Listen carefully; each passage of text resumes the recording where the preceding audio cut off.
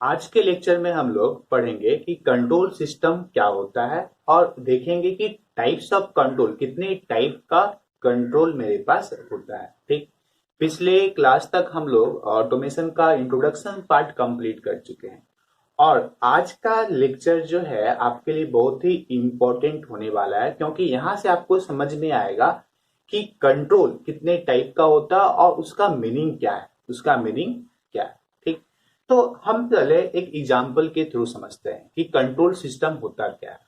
For example, अगर आपके घर में फैन है, अगर आपके घर में फैन है तो आप क्या करते हैं। एक्चुअली जो सीलिंग फैन होता है या जो टेबल फैन होता है तो उसके स्पीड को क्या होता है, कभी कभी कम और ज्यादा करना पड़ता है।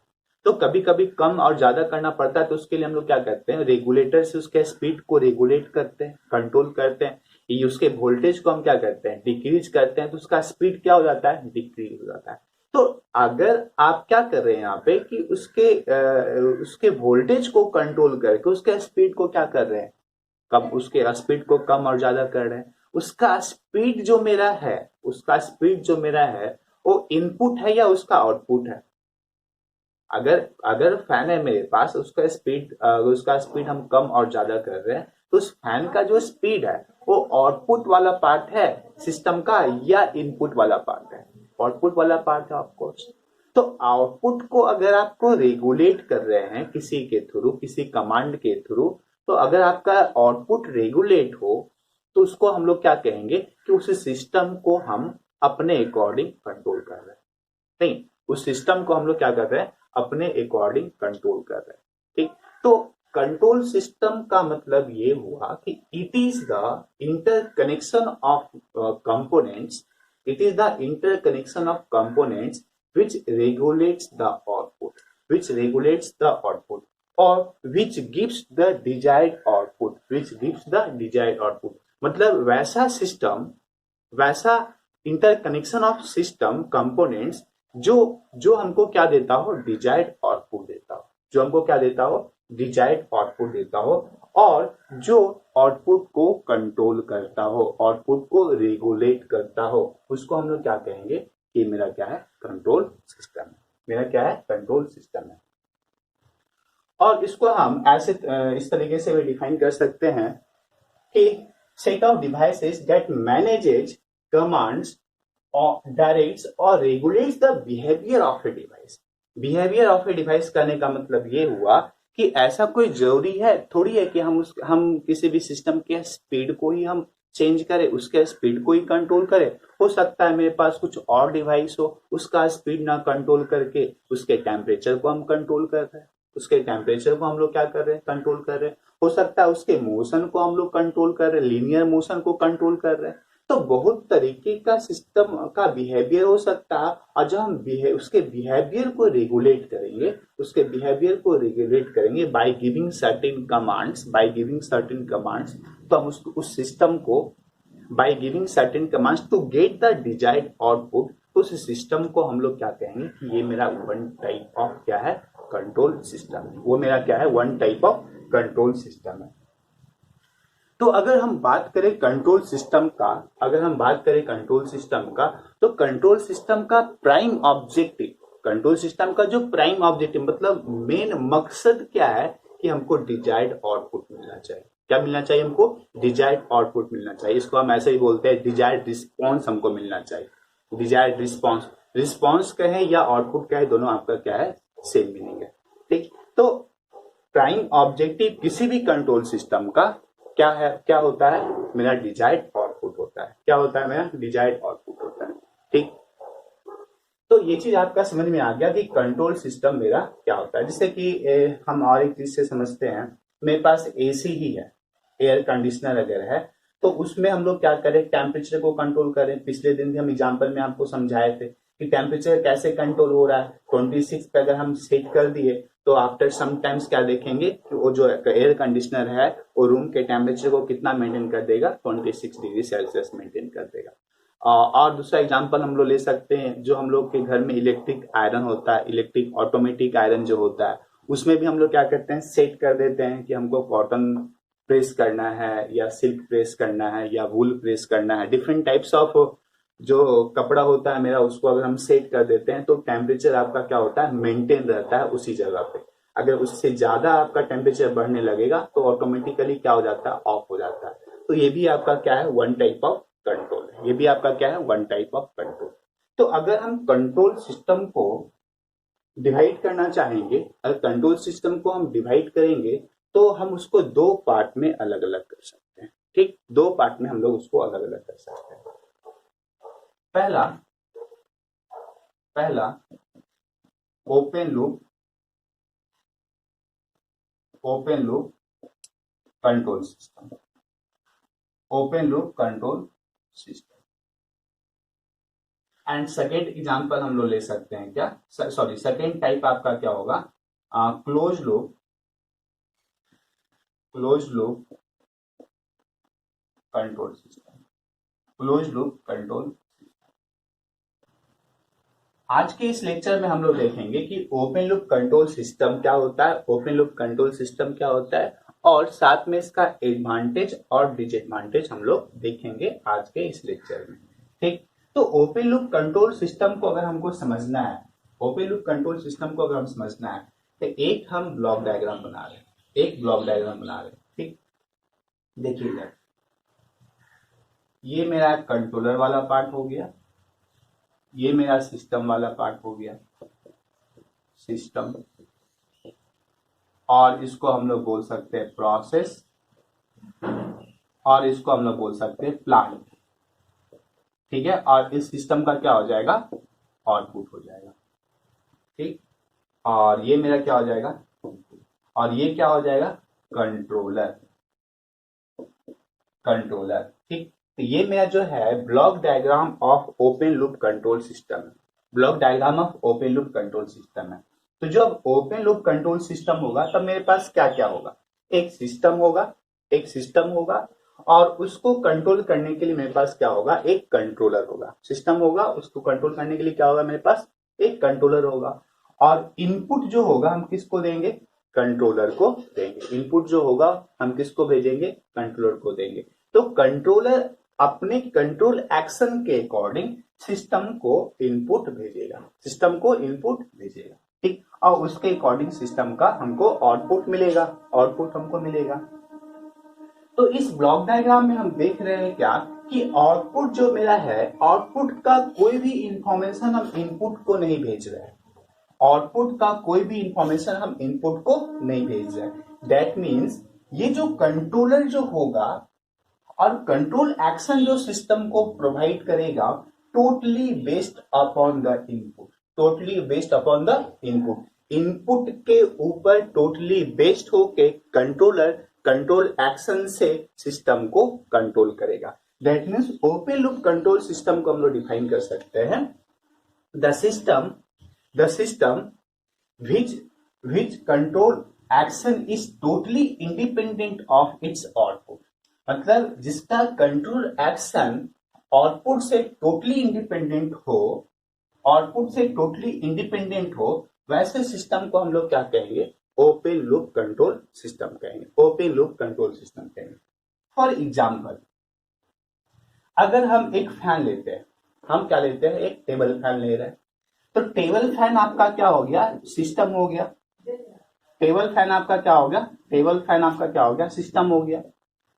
ठीक, अगर हमको टेबल फैन के स्पीड को कंट्रोल करना है, टेबल फैन के स्पीड को क्या करना है, कंट्रोल करना है, तब उसमें स्पीड कंट्रोल करने के लिए मेरे पास अलग से नॉब होता है, रेगुलेटर होता है। उसके रेगुलेटर को अगर हम कम और ज्यादा करते हैं, बढ़ाते हैं, घटाते हैं, तो क्या होता है, उसका स्पीड क्या होता है, कम और ज्यादा होता है, based upon the regulator. Regulator के अकॉर्डिंग स्पीड को हम लोग कम कर सकते हैं और नहीं तो ज्यादा कर सकते हैं। बोले सर, अगर टेबल फैन के स्पीड को हम कंट्रोल कर रहे हैं तो कंट्रोलर वाला सेक्शन कहाँ पे गया, कंट्रोलर वाला सेक्शन कहाँ है इसके अंदर, तो कंट्रोलर वाला सेक्शन है ना मेरे पास। देखिए कंट्रोलर ये वाला है, मान लेते हैं कंट्रोलर का वैल्यू 0.8 है सपोज, और ये हो गया इनपुट। मान लेते हैं ये वोल्टेज दे रहे हैं हम, इनपुट में अगर हम सपोज वोल्टेज दे रहे हैं, तो अगर हमको फैन के स्पीड को कंट्रोल करना है, फैन के स्पीड को कंट्रोल करना हो तो क्या करना पड़ेगा, वोल्टेज को कम और ज्यादा करना पड़ेगा, वोल्टेज को कम और ज्यादा करना पड़ेगा।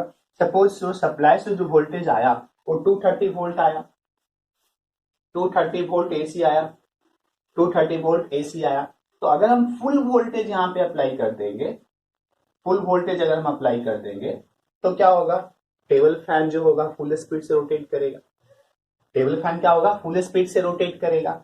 और अगर हम फुल स्पीड करने का मतलब क्या, कि पूरा का पूरा वोल्टेज यहाँ पे अप्लाई हो रहा है, दैट मीन्स इस टोटल वोल्टेज में हम कितना मल्टीप्लाई कर रहे हैं, 1 मल्टीप्लाई कर रहे हैं, टोटल वोल्टेज में हम कितना मल्टीप्लाई कर रहे हैं, 1 मल्टीप्लाई कर रहे हैं। लेकिन अगर इसके स्पीड को हमको कम करना है, डिक्रीज करना है, तो क्या करना पड़ेगा, इसके वोल्टेज को डिक्रीज करना पड़ेगा, वोल्टेज को डिक्रीज करना पड़ेगा। तो इसके वोल्टेज को डिक्रीज करने के लिए हमको कुछ तो कांस्टेंट से मल्टीप्लाई करना ही पड़ेगा ना।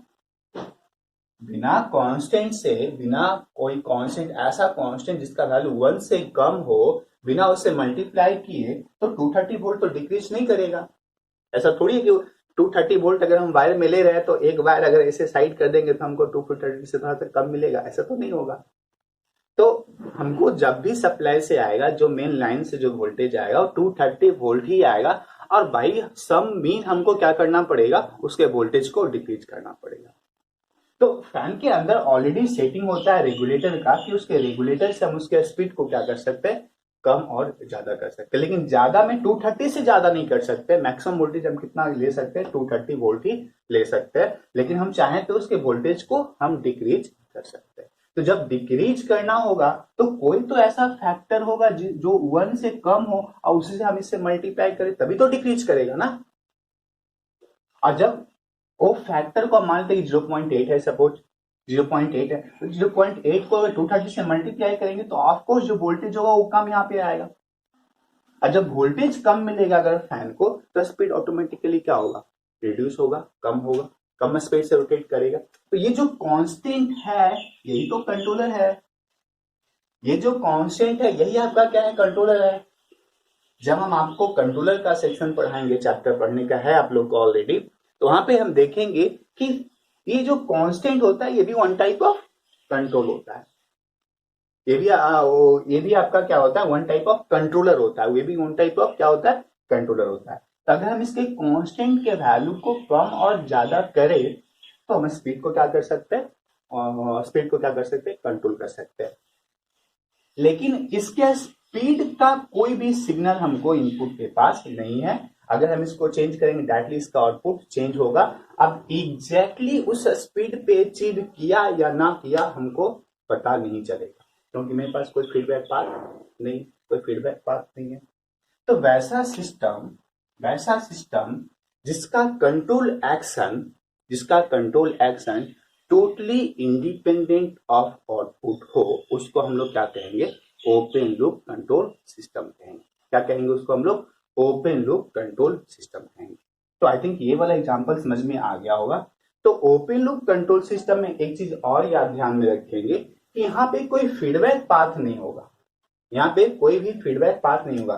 फीडबैक पाथ करने का मतलब क्या, आउटपुट का कोई इंफॉर्मेशन भेजने के लिए इनपुट के पास कोई पाथ नहीं होगा, कोई पाथ नहीं होगा, ये वाला पाथ आपका नहीं होगा।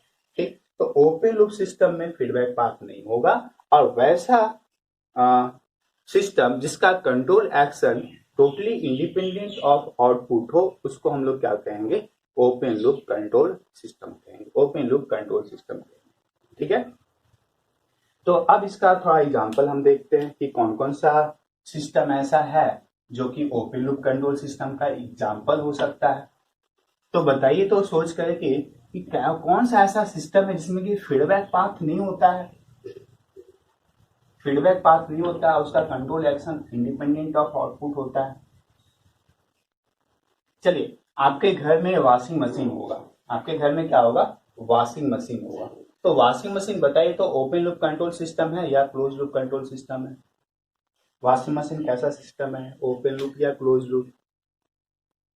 अच्छा, वॉशिंग मशीन से आप क्या करते हैं, वॉशिंग मशीन से आप क्या करते हैं, कपड़ा धोते हैं। वॉशिंग मशीन से आपका क्या करते हैं, कपड़ा धोते हैं। तो वॉशिंग मशीन का जो मेन वर्क जो है वो क्या है, कपड़ा को साफ करना, कपड़ा को साफ करना। तो वॉशिंग मशीन में हम लोग जनरली क्या करते हैं, कपड़ा को डाल देते हैं। अगर सपोज मान लेते हो फुल्ली ऑटोमेटिक भी है, वो वॉशिंग मशीन आपका क्या है, फुल्ली ऑटोमेटिक भी है, कपड़ा को उसमें आप डाल दिए, पानी दे दिए, डिटर्जेंट दे दिए, ठीक। अब उसके बाद वो क्या होगा, उस कपड़ा के वेट के अकॉर्डिंग, उसके वॉल्यूम के अकॉर्डिंग जो क्या होगा, वो वॉशिंग मशीन आपका रन करेगा कुछ समय के लिए। और उसके बाद जब रन करेगा उसके बाद वो क्या करेगा, सब कुछ ड्रायर से ड्राई करने के बाद वो निकाल करके आपको दे देगा। लेकिन क्या वॉशिंग मशीन को पता चलेगा कि कपड़ा साफ हुआ या ना हुआ?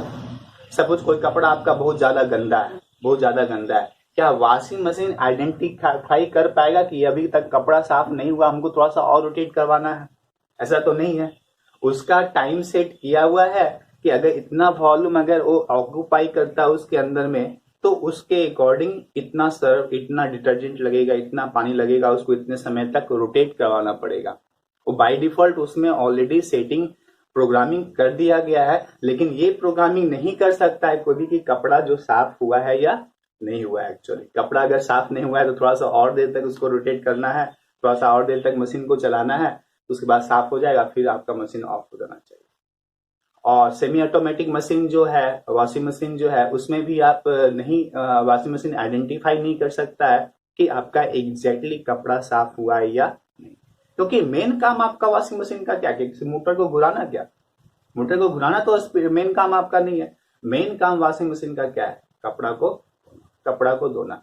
तो वॉशिंग मशीन जो है वो एक ओपन लूप कंट्रोल सिस्टम का बहुत ही अच्छा एग्जांपल है।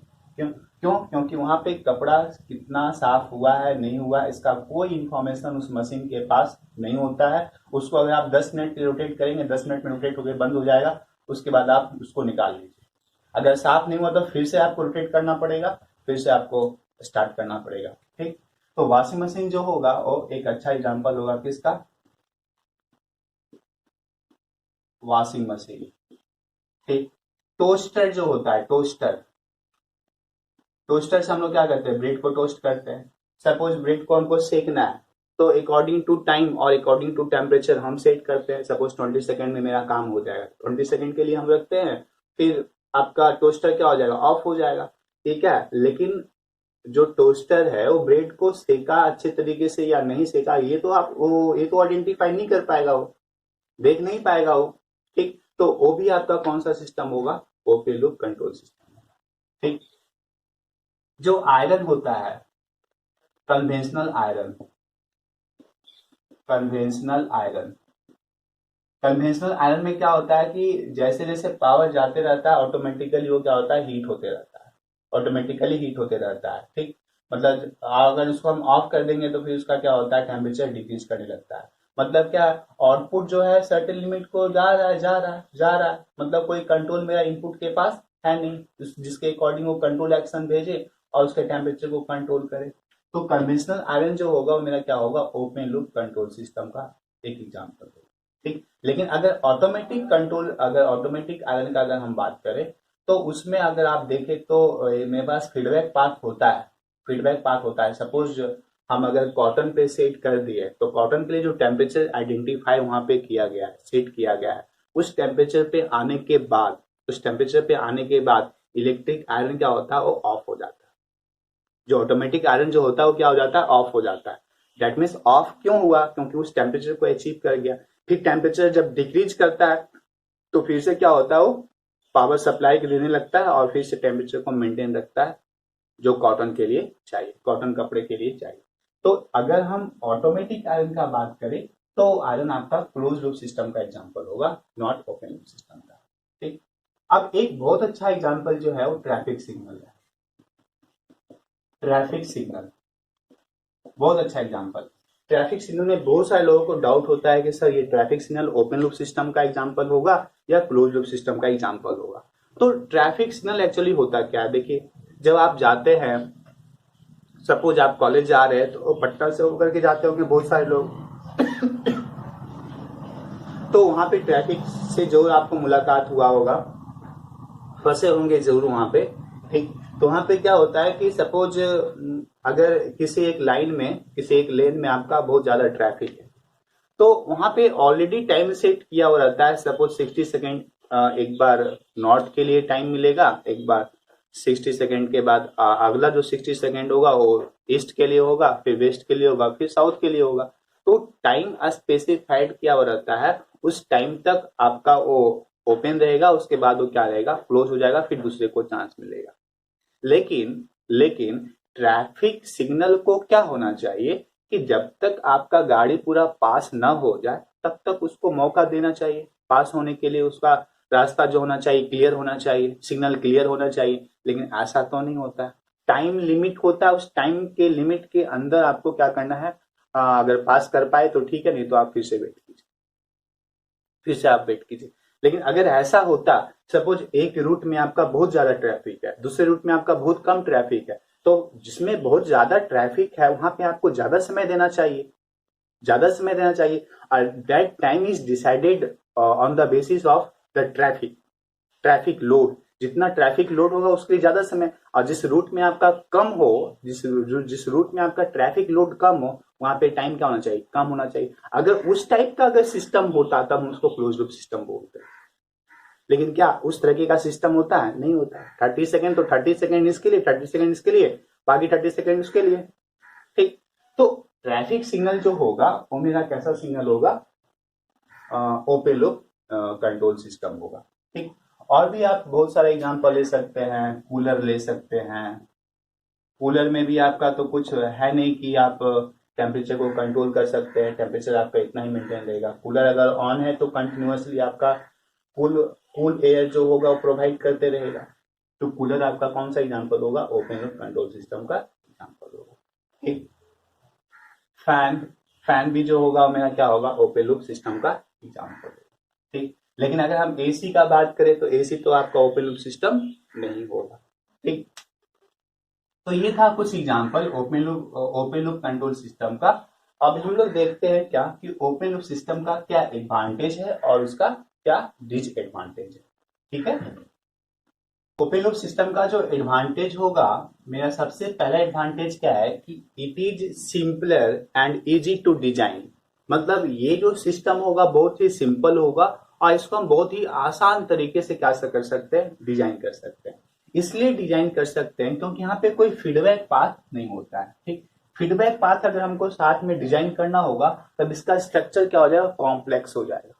बट ऐसा तो इस सिस्टम में होता नहीं है। इस सिस्टम में आपका फीडबैक पाथ नहीं होता है, तो इस सिस्टम बहुत ही इजी होता है इसको डिजाइन करना, और ये बहुत ही सिंपल भी होता है। ठीक, दूसरा जो एडवांटेज है आपका वो क्या है, लेस एक्सपेंसिव। देखिए, फीडबैक पाथ अगर होगा मेरे पास तो फीडबैक पाथ में आपके पास क्या होता है, सेंसर होता है। ठीक, तो उसके लिए आपको क्या करना पड़ेगा, सेंसर प्रोवाइड करना पड़ेगा। बट यहाँ पे आपका फीडबैक पाथ नहीं है, तो सेंसर वाला तो कॉस्ट आपको यहाँ पे अप्लाई करना नहीं पड़ेगा, लगाना नहीं पड़ेगा। ठीक, तो अगर ओपन लूप सिस्टम मेरे पास है, ओपन लूप अगर सिस्टम मेरे पास है, तो उस सिस्टम जो होगा वो क्या होगा, लेस एक्सपेंसिव होगा। क्या होगा आपका, लेस एक्सपेंसिव होगा। ठीक, देखिए यहाँ पे थर्ड नंबर जो आपका एडवांटेज है, no sensors are needed to measure the variable. ठीक, क्योंकि आउटपुट का कोई फीडबैक हमको इनपुट में नहीं देना है, तो हमको कोई सेंसर का जरूरत नहीं पड़ेगा क्यों, उसके आउटपुट को मेजर करने के लिए, उसके वेरिएबल्स को हमको मेजर करने के लिए। तो इससे आपका कॉस्ट जो होगा रिड्यूस होगा। ठीक, तो ये है आपका कुछ एडवांटेज ओपन लूप सिस्टम का। अब इसका डिसएडवांटेज क्या हो सकता है, डिसएडवांटेज क्या हो सकता है, कुछ एडवांटेज है तो कुछ डिसएडवांटेज भी होगा।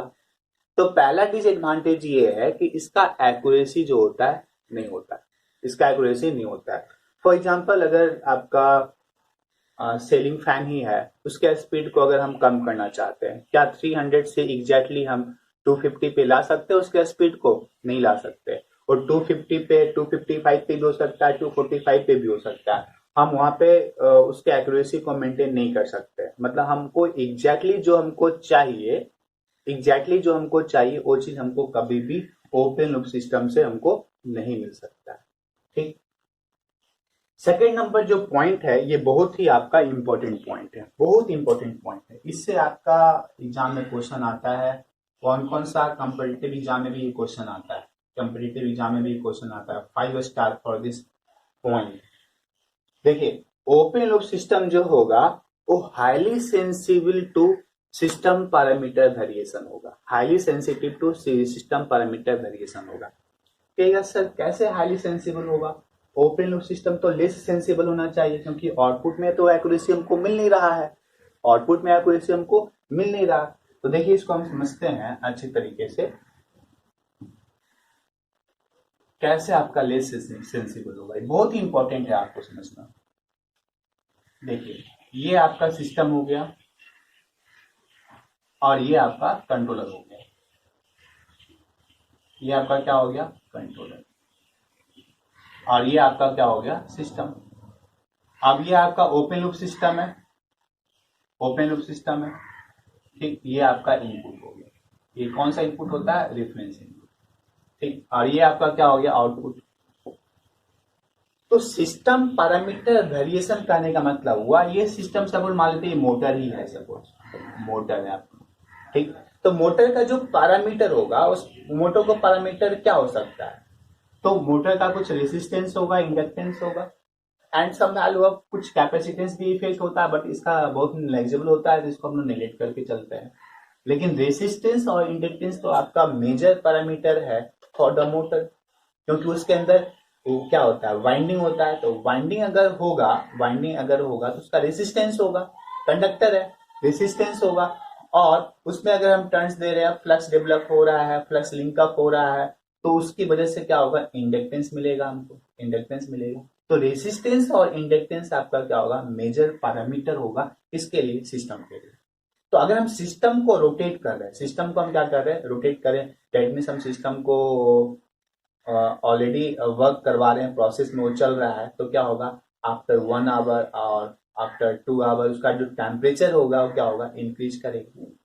और जब टेम्परेचर इंक्रीज करेगा तो टेम्परेचर डायरेक्टली किसको अफेक्ट करेगा रेसिस्टेंस को अफेक्ट करेगा, डायरेक्टली किसको अफेक्ट करेगा रेसिस्टेंस को अफेक्ट करेगा, ठीक। तो इसका अगर हम पैरामीटर वेरिएशन अगर करेंगे तो अगर रेसिस्टेंस का पैरामीटर का वेरिएशन रेसिस्टेंस अगर वेरी करेगा तो उसकी वजह से आउटपुट आपका डिफेक्ट हो जाएगा।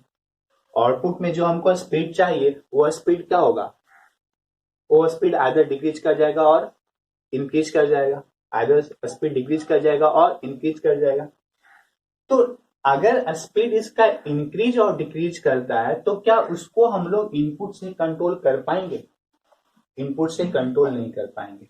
दैट मीन्स अगर हम इसमें चेंज लाएंगे, अगर हम इसका चेंज लेके आएंगे तो इस चेंज से डायरेक्टली क्या होगा आउटपुट अफेक्ट होगा, आउटपुट अफेक्ट होगा।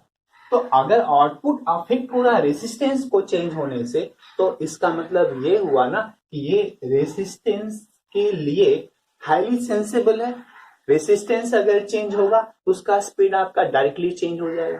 फॉर एग्जाम्पल अगर कोई तुमको कोई आप लोगों को कुछ कोई सेंसिटिव नेचर का जो लोग होते हैं तो उनको अगर एक थाप मारेगा तो 2 थाप आपको मारेंगे, क्योंकि उसका जो रिएक्शन होगा बहुत ही खतरनाक होगा, ठीक। तो क्यों होगा रिएक्शन खतरनाक, क्योंकि वो हाईली सेंसिबल है। अगर उसको एक तमाचा अगर मारे तो आपको दो चार तो आपको लगा ही देगा, एक आध दो को गुस्सा भी लगा देगा साथ में। तो वैसा नेचर के लोग क्या होते हैं हाईली सेंसिबल होते हैं। सिमिलरली वही चीज यहाँ पे भी हो रहा है, अगर थोड़ा सा रेसिस्टेंस आपका चेंज होगा आउटपुट आपका ज्यादा चेंज हो जाएगा। आउटपुट जब ज्यादा चेंज होगा तो हम उसको क्या कहेंगे कि ये जो ओपन लूप सिस्टम है आपका वो हाईली सेंसिबल है to the system parameter variation, to the system parameter variation.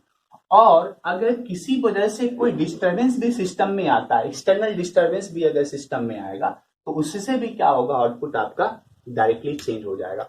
और डायरेक्टली जब आउटपुट चेंज होगा तो इसका कोई भी इंफॉर्मेशन या इसको कंट्रोल करने के लिए मेरे पास कोई ऐसा फीडबैक पाथ नहीं, कोई ऐसा पाथ नहीं है जो कि जिससे कि हम इनपुट से इसको कंट्रोल कर सकते, जिससे कि हम इनपुट से कंट्रोल कर सकते हैं, ठीक। तो ये दो चीज के लिए हाईली सेंसिबल होगा, एक सिस्टम पैरामीटर वेरिएशंस और any disturbance come in the forward path of the open loop system, in the forward path of the open loop system, ठीक। दोनों के लिए क्या होगा हाईली सेंसिबल होगा।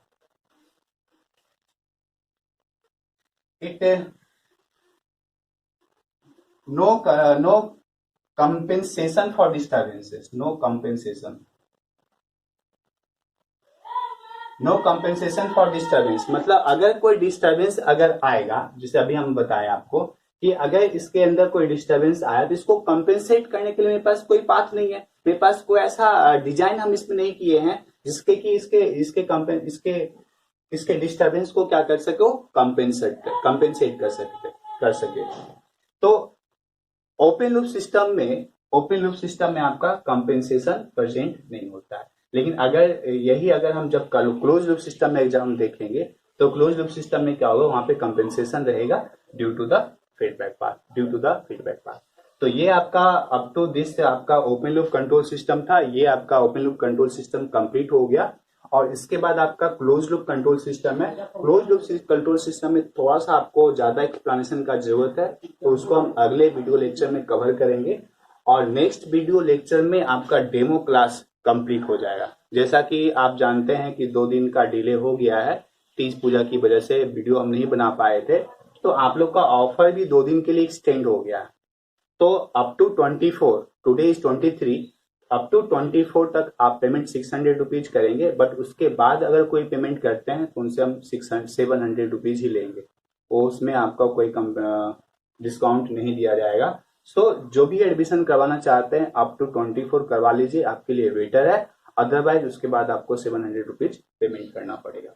और अगर ये चीज आपको समझ में आया हो तो जरूर आप अपने फ्रेंड के बीच में इसको शेयर करेंगे और एक लाइक तो आपके लिए बनता ही है डिस्टर्बेंस के लिए। ठीक है, थैंक यू।